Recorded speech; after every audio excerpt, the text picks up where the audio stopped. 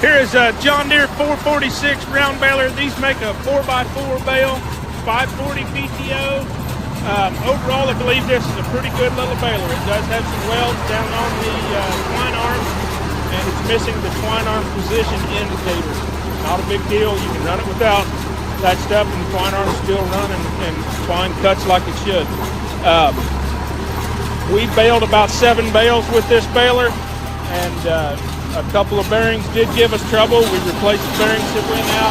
We temp checked all the other bearings, and so far they're good.